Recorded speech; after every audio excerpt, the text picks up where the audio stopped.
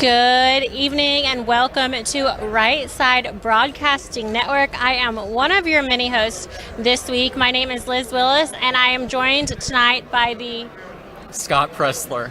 Thank you, Scott, for being here with us today. We know that your schedule is busier than ever. One of the main questions, people are coming up to me at the RSBN booth. We are at CPAC and they're saying, you guys, are y'all not doing much? I'm sure things aren't as busy. And I look at them and I say, somehow we're busier than ever before.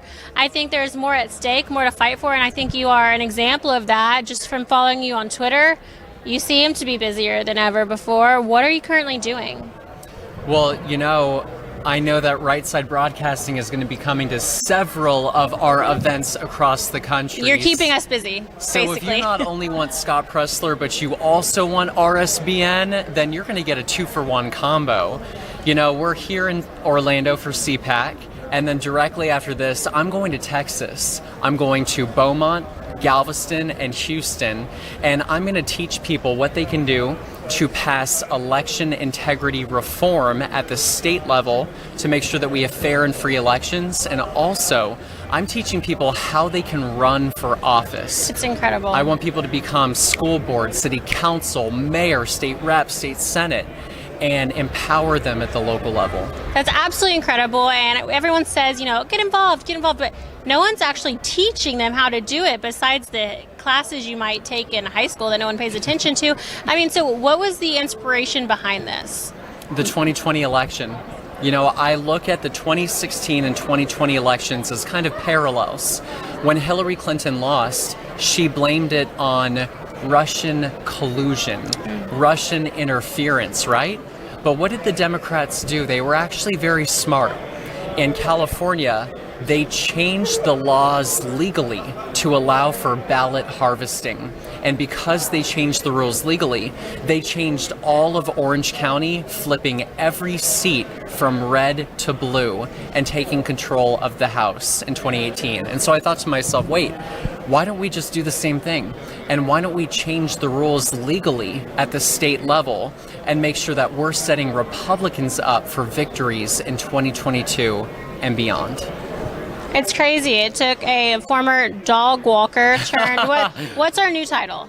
You've earned whatever. Conservative activist, but no, to mom and dad, if you're watching, yes, your baby boy is a former dog walker turned trash collector and conservative activist. It's the best trash collector I have ever seen. And I'm actually, like he said, RSBN is going to be joining him over in California. Yes.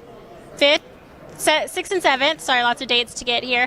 And we're going to be collecting trash with you, so I'm looking forward to that. I think you're doing some type of trash pickup, right? Yes. You're doing that in the middle of all of this and educating and informing and rallying. You're also cleaning up cities? Yes. San Francisco on the 6th of March, be there, RSBN, Scott Presler. And look, we just want to come in and show Democrat policies are decaying our cities.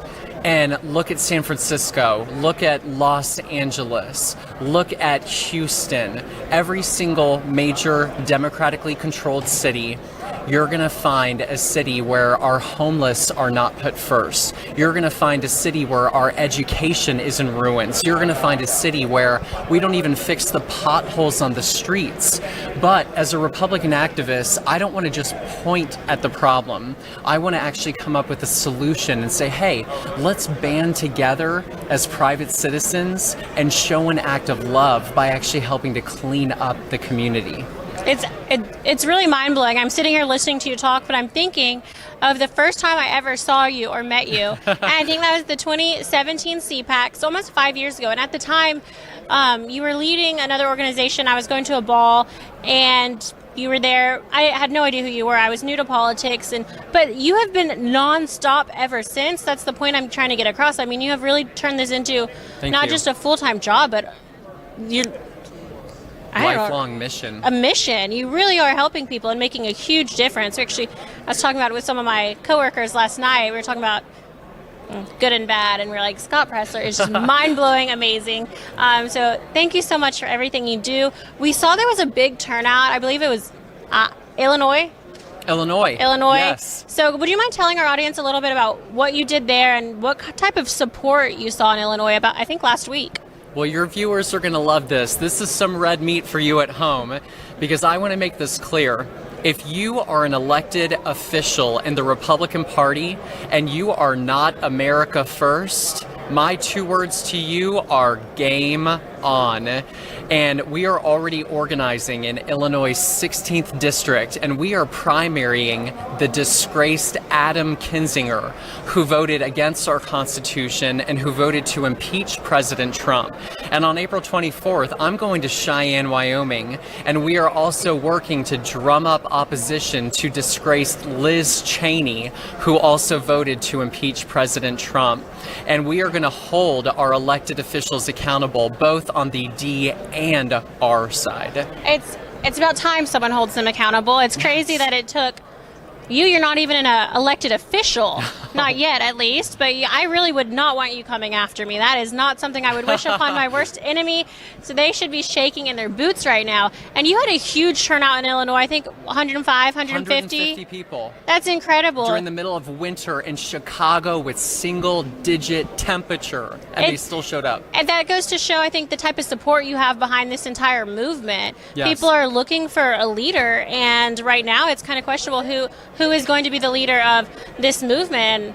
In my opinion, right now, you are doing a lot more than most people, a lot more than most of the elected officials, which I'm sure you get this question all the time, but would you ever consider running yourself, or do you think it's more, and not that any one or the other, obviously you're doing more work than an elected official, but do you see a future for yourself running for politics, running for a seat? I remain open to the possibility of running for office, but right now what I'm going to do is use my platform to help other people win their elections going into 2022. And I'm focused on the Georgia governorship. I'm focused on the Arizona governorship. And again, holding these elected officials accountable. And if we're successful in 2022, who knows, maybe I'll be running for office in 2024. I hope so. I would move wherever just so you could have my vote. Incredible. So you're at CPAC this week. This is where we are, the Conservative Political Action Conference. It's held annually, generally in Washington, D.C. Thanks to Florida and DeSantis, we are here this year. The state's open, following some mask rules. But besides that, it's been good. And we're going to have tons of people coming in and out. But what does your week look like here? You're speaking, is that correct? Yes. I saw some pretty nice graphics being put out with your face on them. So what are you doing here at CPAC, Scott? Well, I'm going to be visiting Media Row, always coming back, of course, to Right Side Broadcasting. Every day. We need you every day. But I will be on a panel on Saturday at 5 p.m., and we're going to be talking about how to deliver your message so that you don't get into a backroom brawl. How do I get people to actually come on board with what I'm trying to sell to them? And I will be talking about election integrity especially. And then I fly straight to Texas. I will be missing President Trump. I was going to say, so we're trying to get one of our correspondents to Texas to cover your event, and it's impossible because it's... I'm so sorry. Your event is the next day. There's not flights. So that's incredible. I was going to say, you must be on the quickest, the early bird on Sunday. So President Trump, I'm so sorry I'll be missing you, but I will be watching from that evening in Beaumont, Texas. Via Right Side Broadcasting Network. Check us out for the live stream.